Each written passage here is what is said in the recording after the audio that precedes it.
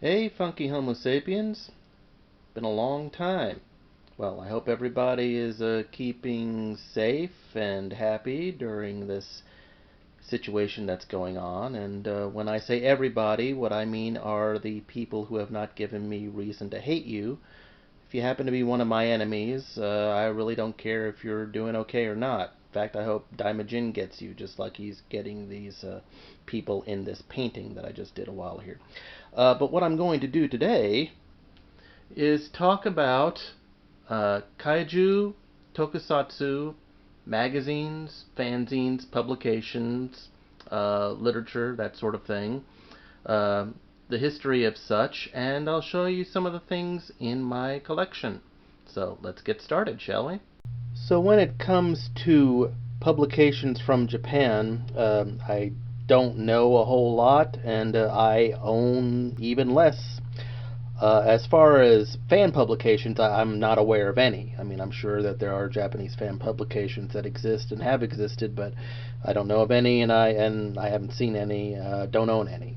But here is a Japanese magazine, just an actual bona fide magazine called Uchusen, or Space Magazine Uchusen. So you can see on the cover here, it's a quarterly Uchusen magazine. This was a Japanese equivalent to something over here such as Starlog magazine, which means it covered the genres of science fiction and fantasy, film and TV shows, not so much literature, but what you would see in media. It's different than Starlog in that it would have on its cover, you see these really beautiful artwork renditions, but no, you don't see photographs of TV shows and stuff. You see these original art creations, and really good art that they had on here. This reminds me of the sort of stuff that Mobius did. Let's open one of these up and see what's inside. Okay, here immediately we see Ultraman and Baltan and Kamen Rider. A little red king down there. I think both of these are here is Godzilla vs. Biollante. I think this was current at the time, so this is a magazine from around the late 80s, early 90s. And Gremlins. So this didn't only cover native Japanese stuff. They covered stuff from around the world, but there was a fair portion in the Teenage Mutant Ninja Turtles and Tremors. Japanese stuff got a lot more coverage in Uchusen than it would in Starlog or something of that nature. The Abyss, Let's take a look at the other one.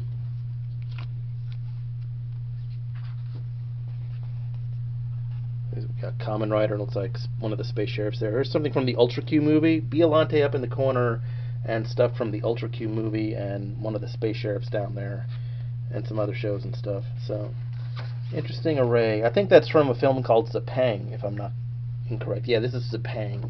Yeah, there it is. Says it right there. That's something that I need to see. And more Biollante stuff. So Uchusen ran from, I believe, about 1980 until 2005. Some other Japanese publications of note, which I do not currently happen to have in my possession, include Terebi-kun and Terebi-rondo. Those stand for Mr. Television and Television Land. Now, despite the word television in the title of those, they both featured film coverage, current movies that would be out, and they centered on science fiction and fantasy genre stuff. These were children's magazines, so it was the sort of stuff that young kids or specifically boys would like. So there would be a lot of Ultraman and Kamen Rider in them, as well as whatever Godzilla movie would be out at the time, and along with a lot of anime and stuff like that. I don't have either Terebi-kun or Terebi-rondo, but I think you can still find them out there. Another Japanese publication worthy of note was Hyper Hobby. There's also other similar magazines such as Hobby Japan. I think there's one called B Club, or there was one called B Club, the B standing for Bandai. The thing about these type of magazines is that they specified in, as the titles say, the hobby side of it. So it wasn't so much film coverage, although sometimes there would be that in there, or television show coverage. They centered on the merch, on the model kits, on the toys, stuff like that. As you can see here, some of the toys that are on the cover here. There's a little 2004 GMK Godzilla. There's a Kamen Rider there. There's Jamila from Ultraman. There's a couple of other things I don't remember. I don't know who this girl is up here. And if you go through the magazine, it's mostly photos and pictures of the different toys that are coming out, stuff that you can buy. Baseball cards. Looks like some Transformers or something. Some type of Ultraman stuff. Like I said, sometimes there was some GMK.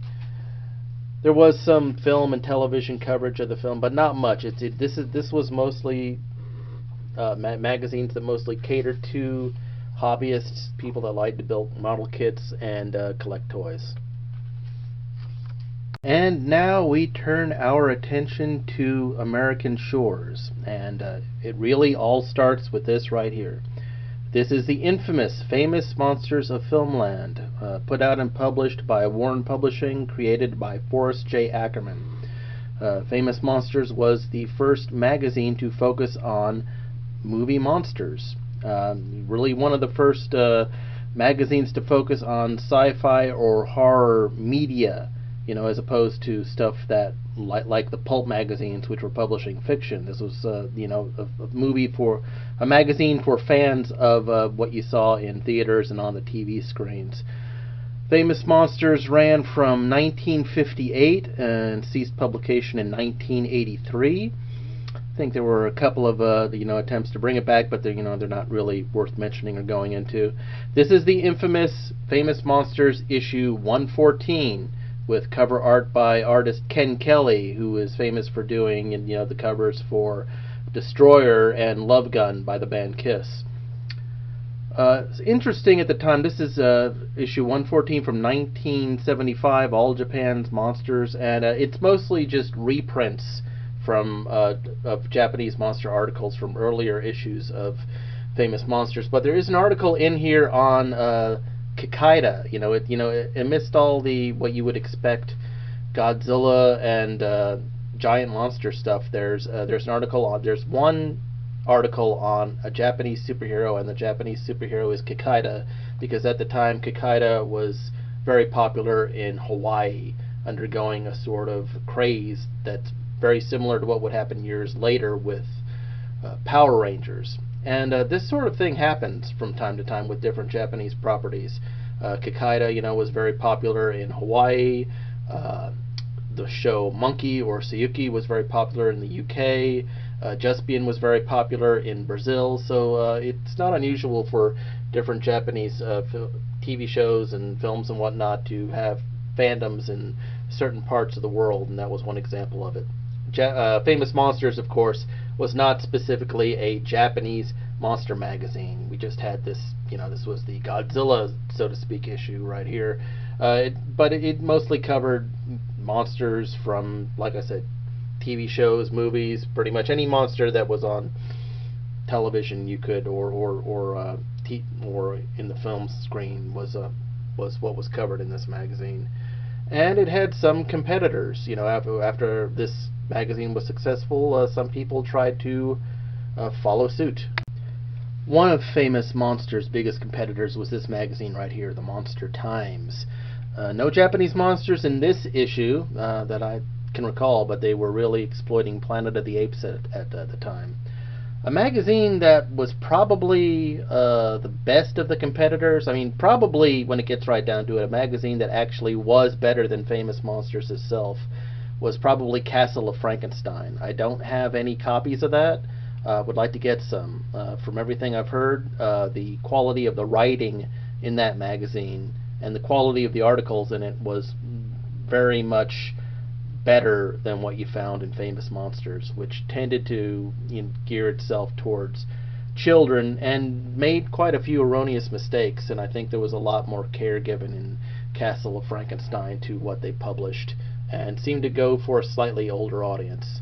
Wish I had some copies of it, and I don't know how much Japanese monster coverage they did, but so far, this was all there was. Just there was nothing that there were just monster magazines, nothing that specifically would cover the monsters that we were interested in. Nothing that geared itself specifically towards Godzilla, Gamera, and things like that until this magazine came along.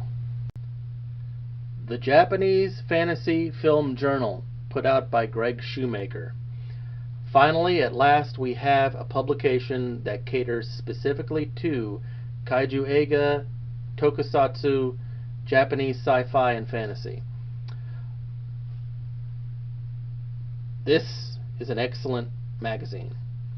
Technically, it's not really a magazine, it's a fanzine. Almost everything that I'm going to show you from here on out can be considered a fanzine.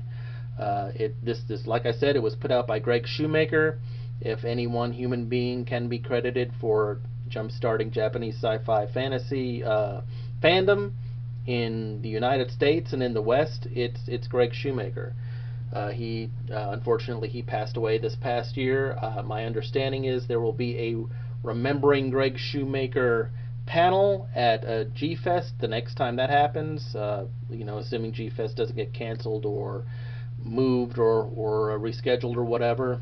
I would definitely recommend attending that panel. If you don't know anything about Greg Shoemaker, he's somebody that's worth knowing. I mean, there probably wouldn't be a G-Fest going on today if the Japanese Fantasy Film Journal and Greg Shoemaker hadn't gotten things going. The quality of the writing in this is absolutely superb. The quality of the articles absolutely superb. The stuff that's covered in here. You see some anime in here. This was before anime fandom became anime fandom. In the early days, in the early days meaning the 70s and stuff, it was all together. It was all one thing. It was all Japanese, and if you liked, the live action one. Here we go. More early anime stuff. Galaxy Express, Captain Harlock, Sanrio Films, of course. Sanrio, the people who created Hello Kitty, some of their bizarre stuff. An article on Eiji Tsuburaya that I think was reprinted from a Japanese publication. The Kinji Fukasaku film, Virus. Interesting article on that. The Making of Godzilla article by Ed Gotchesky. This article would be expanded upon and published again in G-Fan magazine, and then expanded upon again and published further until it took up the entire issue of Japanese Giants magazine. We'll talk about those magazines later.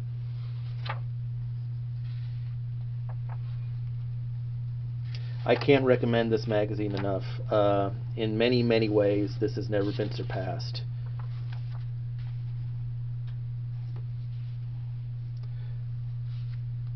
And so, with the Japanese Fantasy Film Journal,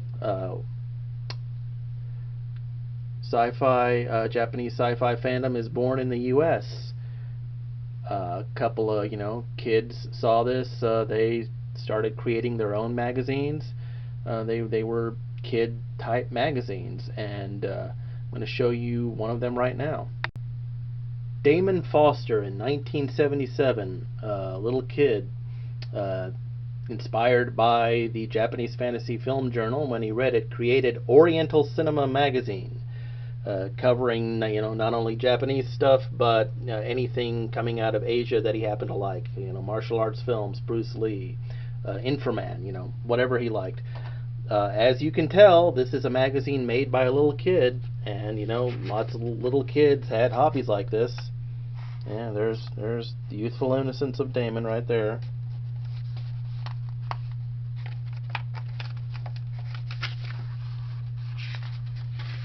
So it's handwritten articles and stuff.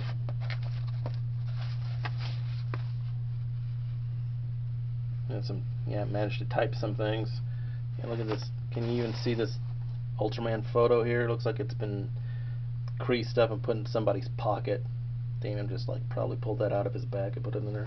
So this would not be worthy of note if not for the fact that Damon kept doing it. And when he reached his late teen and into his 20s years, Oriental cinema turned from this into this. Oriental cinema Mark II. At this point, this is probably the most infamous of the Asian fandom magazines or fanzines that anybody has ever seen. Damon developed his own unique writing style. He would pack these magazines, chock full of as much stuff as he possibly. The writing in here is so small you can't even read it. The design of this, he, seems to have taken inspiration from the DIY punk rock ethos, which is something that he was very interested in at the time. Specifically, this looks like the liner notes of a Crass album. If you've ever seen anything that Crass did, this looks like the inside of one of their albums.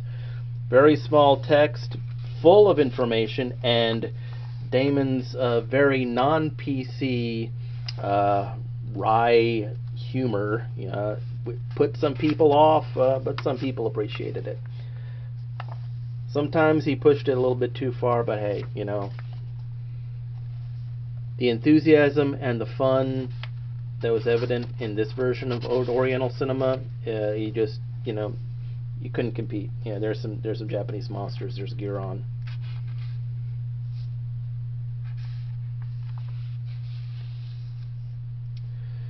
And this isn't the last Fangoria. This is like a little mock,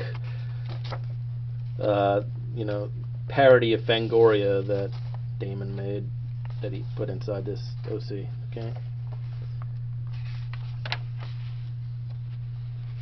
And this is not the last version of Oriental cinema that was to exist. Years later, this became popular enough that it caught the attention of a small publishing company called Draculina.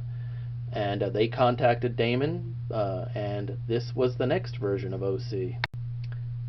Oriental Cinema Mark III. At this point, Oriental Cinema is no longer a fanzine. It is now a bona fide magazine. They've tried to keep as much of the ethos from the OC that everybody knew and loved as they possibly could. A little bit more of a professional layout in here. It doesn't look like the inside of a Crass album anymore, but it's still a little bit. It's still kind of sort of punk. Damon's still writing with the same gusto and fervor and style that made him popular, and some other contributors as well. This is, I think, the special Japanese monster Godzilla issue. Much thinner than OC has been, so it doesn't contain as much, but still worth checking out. Decent magazine, and I don't know how many issues of, how long OC came on, or how long it lasted after this, but OC, of course, is now out of production, and if it's ever going to come back again, I guess you'd have to ask Damon. I don't think he has plans for it. I don't think he's interested in it, but he can tell you that himself. So here we have the three versions of OC, a magazine that was very similar, not necessarily in tone. Well, it was somewhat irreverent, but I don't think as irreverent as Damon, but definitely similar in subject matter, meaning Japanese, all Asian action, adventure, sci-fi, martial arts, whatever. Was a magazine called Asian Trash Cinema. It was actually conceived as a companion magazine to Eurotrash Cinema, and I think it ended up becoming more popular than Eurotrash. Eventually, the title changed from Asian Trash Cinema to Asian Cult Cinema. I do not have any issues of either Asian Trash Cinema or Asian Cult Cinema. From what I've heard, it's okay. It's a pretty good magazine. I wish I had some that I could tell you, but I don't. So let's move along to the next one. Another magazine that is fanzine that is worthy of note almost as much as JFFJ is this magazine, Japanese Giants. It was started by Mark Rainey sometime in the mid-1970s, probably around the same time that Damon started Oriental Cinema. and it took inspiration from the Japanese Fantasy Film Journal, and I think Mark might have written for the Japanese Fantasy Film Journal. I don't know how many issues Mark did, but after a while he grew tired of it, and he gave it over to his friend Ed Gotchaszewski, and it's been Ed's ever since. Technically, it's still in publication. Comes out very, very irregularly, like many, many years in between publications. The quality of the articles and the content inside here, top notch, second to none. Ed and Mark, they do good stuff. Everybody that writes for the magazine is just they know their stuff. It's quality stuff. The only real problem with it is that it's so centered on Toho and Godzilla. That's fine if you wanted to, if that's what it's specifically going to be. It was intended to follow in the footsteps of Japanese Fantasy Film Journal, so it wasn't supposed to be just that, but because those were the main areas of interest of the people that were writing, that's what it ended up being.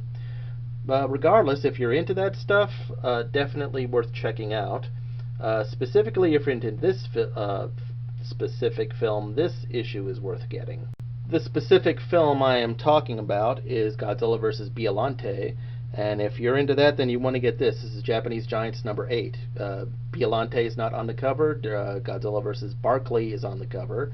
The reason for that is that Markalite magazine came out before this and put Biollante on the cover. But most of what's in this magazine is pretty much the making of Godzilla vs. Biollante. More info that you can ever, your brain can ever retain on that film. And, a little Godzilla vs. Barkley article in the back of it just to legitimize having that on the cover. The last 2 issues of Japanese Giants that Ed has put out was some awesome color artwork on the cover by Bob Eggleton. Yeah, if you like Godzilla and Toho sci-fi, Japanese Giants really is worth your time.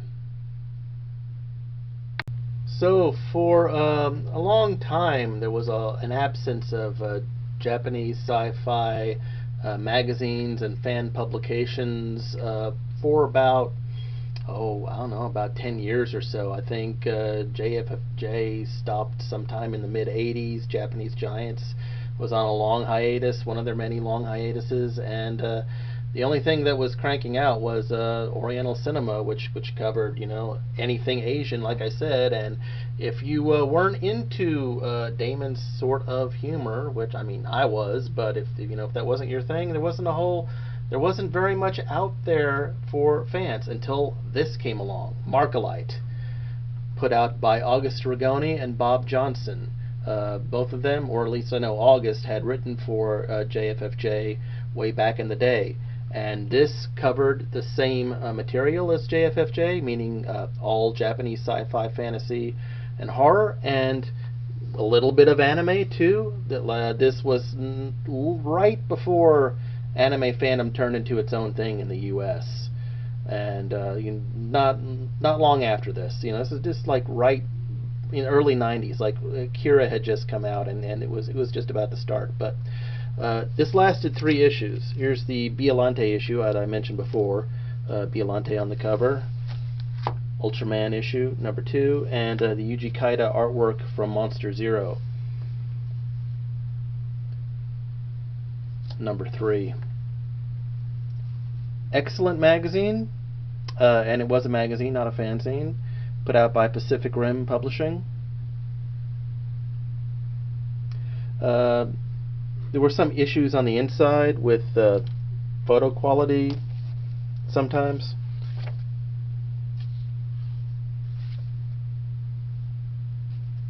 There's Gigantor.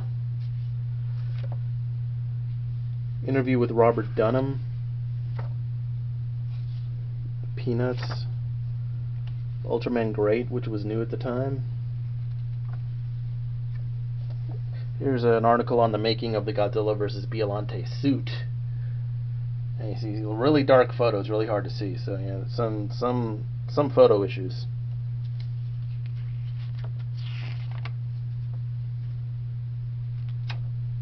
but the content was really good. Kamen Rider Black.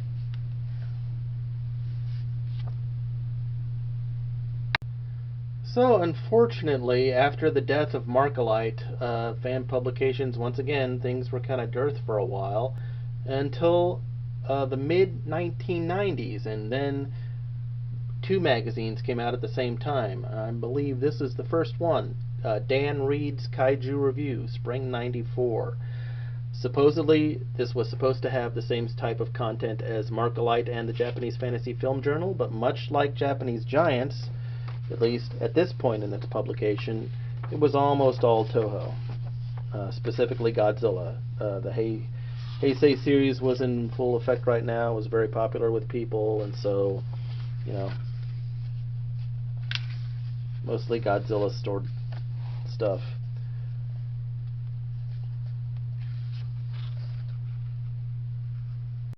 The direction of Kaiju Review changed immediately with the next issue following that one, where the subject matter opened up a little bit more. Like I said, it was supposed to cover more than just Godzilla and just Toho, and it started happening in this one. You can see that's Ann Yuri from Ultra 7 on the cover. So there's more from other properties in here. There's more Ultraman in here and other things. There's a Gridman and other stuff. Then Kaiju Review went from this magazine-sized magazine to this digest-sized magazine. And again, there's Kikaida on the cover, and then there's like Japanese sci-fi fantasy women on the cover of that one. One reason that I think for the focus of the magazine to expand and not just cover Toho and Godzilla stuff was the fact that this other magazine had come out at the same time and pretty much had cornered the market on that. That's the fanzine I'm going to talk about next. G-Force Magazine, coming out of Steinbach, Manitoba, Canada, put out by J.D. Lees with John Rocco Roberto and Robert Biondi as associate editors. This magazine was all about Godzilla, Godzilla, Godzilla, Godzilla, and more Godzilla, and maybe a little bit of other Toho stuff in there if you're lucky. So, we know what the subject matter is with this, and I think this is why Dan Reed moved Kaiju Review into other areas. This was started by JD because the 90s films were out at the time, and he thought that there were a lot of fans of Godzilla that weren't aware of them or knew what was going on with them. So he started G-Force Magazine, published on newsprint, as you can see, all black and white.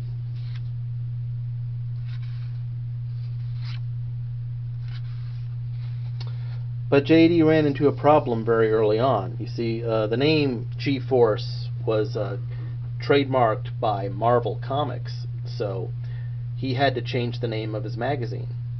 And so he changed G-Force to this. G-Fan. G-Force became G-Fan. And of course, from G-Fan came the G-Con, which morphed into G-Fest that we are all familiar with. So it all started here. This isn't the first issue that was called G-Fan, but I'm just showing you this cover. And the quality of it has varied from time to time. Some of the great writers from Japanese Fantasy Film Journal and Japanese Giants and other magazines have contributed to it. Kaiju Review as well. And if you're into Godzilla and giant monsters, this is really the magazine to get. I don't think it's published as much now as it used to be, but it's still being published, and you can still find it on newsstands. Technically still a fanzine, I think, because JD does it by himself and no other publishing company is doing it, but it's in comic book shops, and you can find it that way. But I think at this point the G-Fest convention has overshadowed the magazine itself.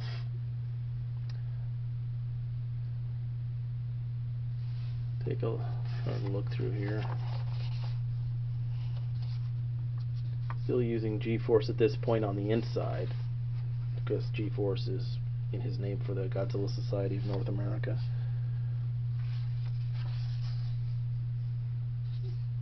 So JD realized that a lot of his fan base were interested in some other aspects of Japanese fandom besides just Godzilla and just Toho. There were people who read this who were interested in Ultraman and Kamen Rider and television shows and other stuff too, but he didn't want to put that into G-Fan magazine. Instead, he wanted to facilitate that in another way. So he contacted John Roberto, who at this time was his associate editor on G-Fan, and asked him to help publish a magazine that would focus specifically on that stuff, and this is what he did then. Ultra Fan Magazine, put out by John Roberto under the auspices of Daikaiju Publishing, which was J.D. Lee's. So this would be the television side.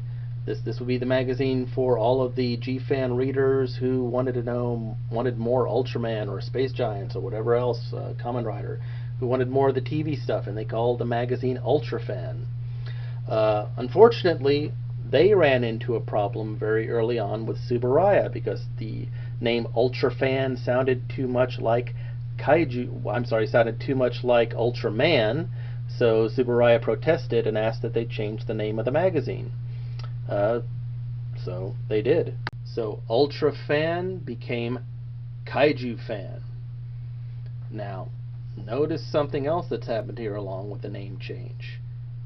Why is Godzilla on the cover? I thought Godzilla was going to be in G-Fan and, Kaiju Fan or whatever the heck you're going to call it, that was going to focus on everything else. Well, unfortunately, there was a falling out between John Roberto and JD around the third issue, I think, of Ultra Fan or Kaiju Fan. It wasn't something that really had anything to do with the magazine. It had to do with stuff that had happened with Toho at the time. There were some lawsuits involved, and those two had a falling out. So JD stopped publication of Kaiju Fan. John took it and published it himself. So this is after John has had the split with JD, and also resulting from that split is John decided he was going to cover the films and Godzilla and so forth in addition to the TV stuff. So at this point, Kaiju Fan is really covering everything that the Japanese Fantasy Film Journal and Markalite and Japanese Giant supposedly would cover. So it was the whole gamut of stuff again. Inside, they're still copying the look of G-Fan. It's the same font, the same layout, and much thinner as well.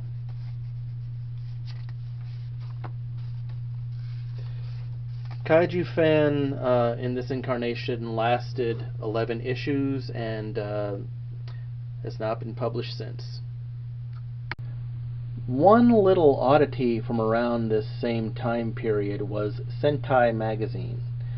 Although a magazine, it was actually the same size and volume as a comic book. It was put out by Antarctic Press, the same people that do Ninja High School out of San Antonio. And the subject matter, once again, was the entire gamut of Japanese sci-fi, fantasy, and horror, and maybe a little smidgen of anime thrown in.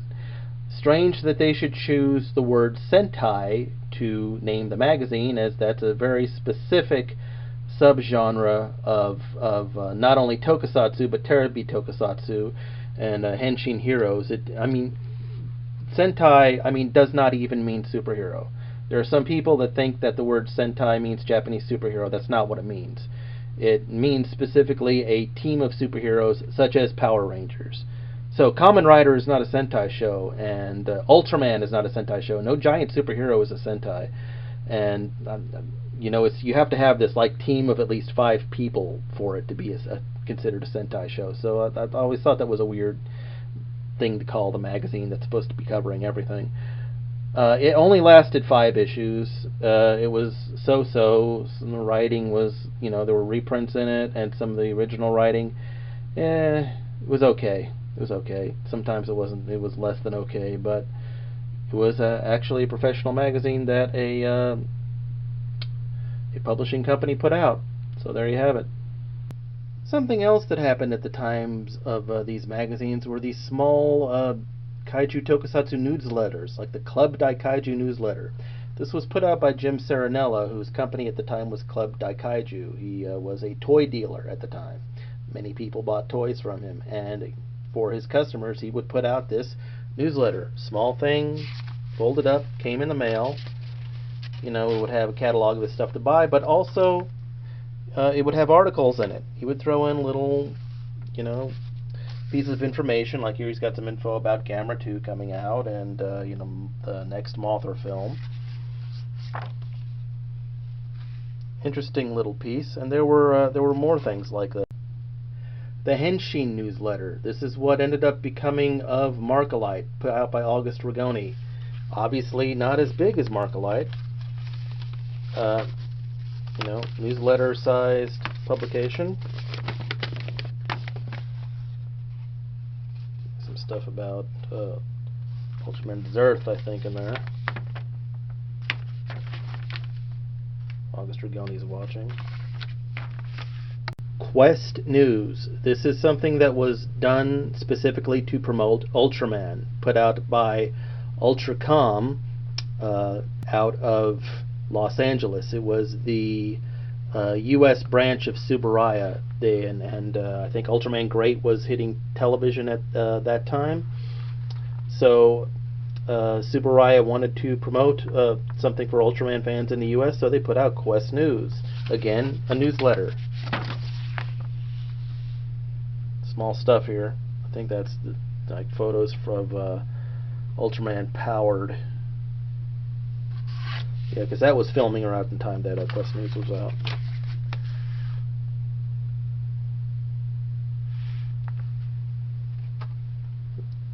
Nothing to write home about, more of a curiosity. Another newsletter, Famous Monsters of Japanland.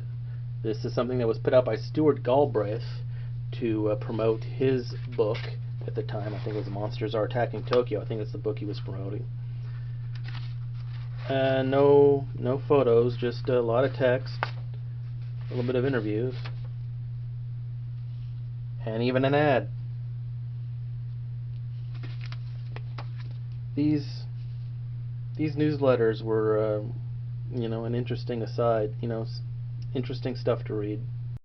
Cult Movies Magazine was not a specific Japanese sci-fi magazine, but it did have David Milner as the Japanese film consultant for a long time, and it had a lot of interviews that he conducted with genre people when he would go to Japan every year.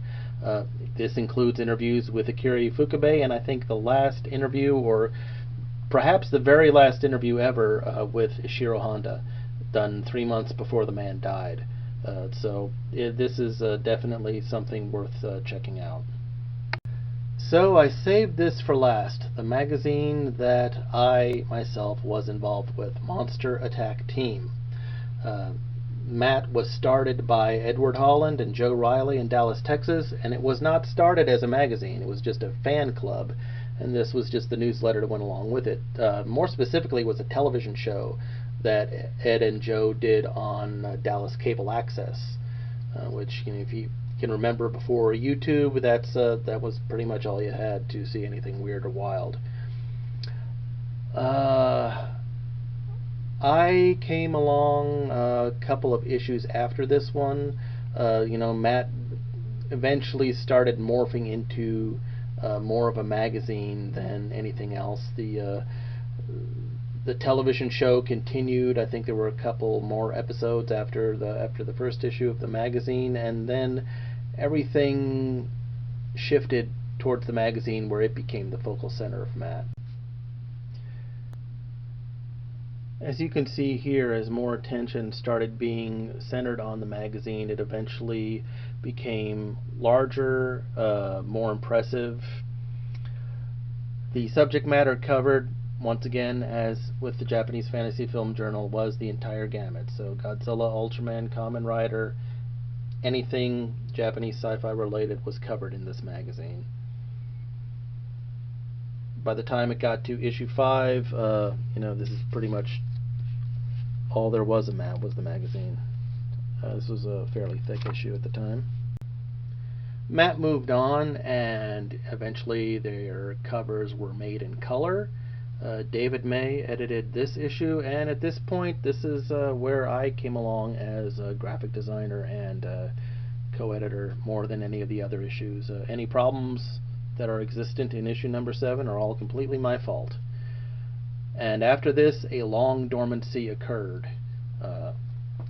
Finally, in 2008, I decided to bring the thing back, so I prodded Edward, and we were able to produce this. Very proud of this, what the Japanese would call a mook, or a combination of a magazine and a book. Very thick, and all full color. This is Monster Attack Team number 8. Everybody thought this thing was just beautiful, and yeah, it is just beautiful. My primary inspiration in making this was the Japanese Fantasy Film Journal, and I tried to have as much of a visual impact as well as a quality of the people who are writing for it. So, I tried to gather a team of some of the best writers that I could find, people that really knew their stuff when it came to this. See if I can find the author's page here. If you look through here, some of the people I've gathered here, you have Stuart Galbraith is in here, Ed Gotchaszewski, Steve Rifle was writing for us, M.J. Simpson, that's the guy that did did SFX magazine in the UK. August is in here. There's David Milner again, and there's me, and Brad Warner.